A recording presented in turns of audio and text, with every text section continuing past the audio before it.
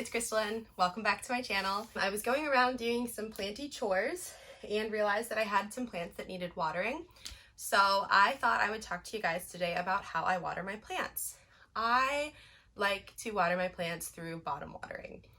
Now, this is because I am a very heavy-handed waterer. I have a tendency to overwater my plants, and with bottom watering, the plant takes up the water that it needs and no more. So I'm going to show you how I bottom water my plants and talk to you a little bit about why I like to bottom water my plants. Before we get started, if you aren't already subscribed, please go ahead and subscribe to my channel. And if you end up liking this video, please go ahead and hit the thumbs up button. It really helps me out. It lets me know what people like, what people don't like, what kind of videos people want to see more of. So yeah, let me know.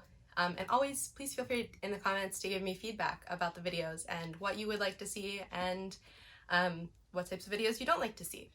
So I'm going to show you some vessels that you could use for bottom watering and talk about the process, talk about the types of plants that really like bottom watering, even though I tend to bottom water almost all of my plants. But yeah, so the first and most obvious are saucers. So if you have a plant that is sitting in a saucer, you can just bottom water it directly in the saucer. I like to use the saucers that have a deeper edge so that the water doesn't flow over as easily and that I can put more water in at one time. Another option are containers. I like to use my Pyrex containers because I have some square ones. I have this one, and it's just something I already have sitting around the house. You can also use bowls. For smaller plants, you can use, I don't know, like cups or something.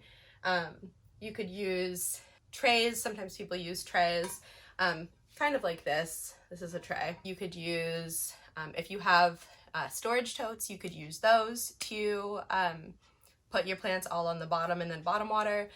If you have a bathtub, you can put the stopper in the bathtub, put all of your plants in, and just bottom water them all at once. That's a really efficient way to do it. I'm going to show you how I bottom water. First, let's say you have a plant in a saucer. So I'm going to take this Hoya. This is a Hoya carnosa, and I would put it in the saucer, or if it's already in the saucer. And then I take my watering can and just... Important note, this only works with plants that have pots with drainage holes, which all of your plants should be in pots with drainage holes. Yeah, and then you just fill up the saucer. I'm going to sit this down in a minute. I'm going to sit down before I continue talking. I don't normally do this sitting on the floor.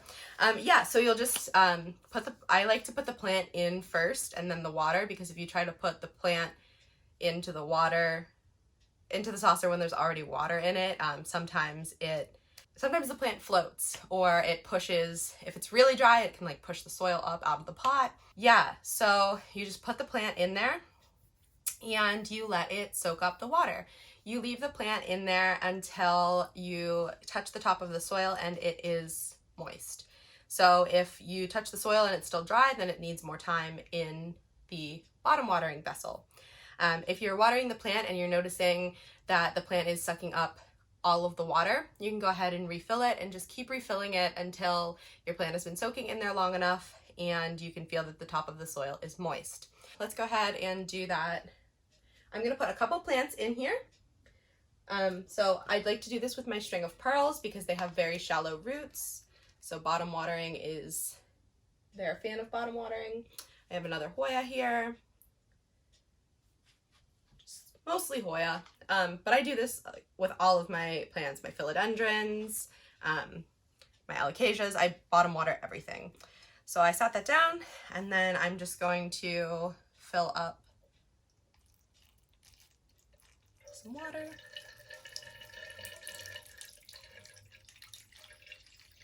This is a really cute watering can, but it does not hold a ton of water.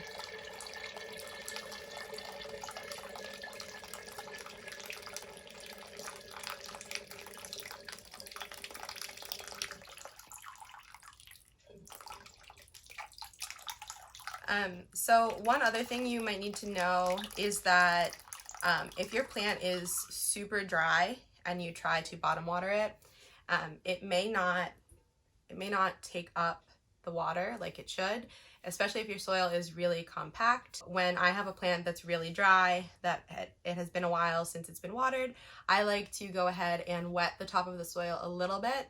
I wet the top of the soil a little bit just to get it started, just to when sometimes I'll squeeze the pot if it's in a nursery pot to break up the soil a little bit if it might be compacted. It is hard to tell when the plant is done being watered if you wet the top of the soil to get the bottom watering process started.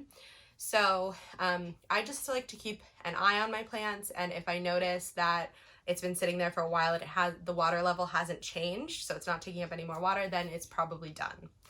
But don't be too quick, don't jump too quickly to take it out, because sometimes the plant takes a little while to soak up the water. We're gonna do this tray.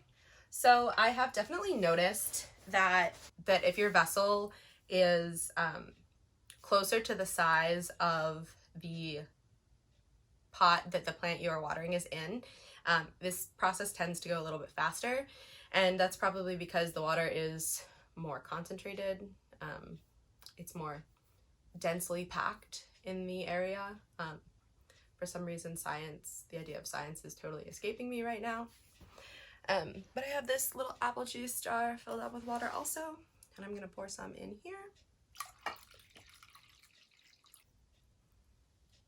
And I'm gonna need to go get some more water.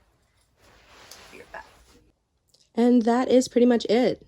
I just go ahead and let these plants soak in the water. It's a little hard to see in the glass, but I fill the water line up pretty full so that I can notice when the plant is taking up water. I have the saucer very full right now, and I have all of these plants just kind of sitting in there. See, the water level is very high, and that way I can monitor if the plants are still taking up water, especially for the plants like the string of pearls that are really densely packed at the top and it's a little harder to feel the soil. But for the rest of them, I just wait until the soil is moist on top. So that is going to be it for my how to bottom water your plants video. Thank you guys so much for watching. I hope you learned something from this process or about this process today. If you have any questions, please feel free to leave them in the comments down below. And if you enjoyed this video and if you learned anything from it, please go ahead and give it a thumbs up. If you haven't already, please go ahead and subscribe to my channel. But that is going to be it for today's video. Thanks, guys.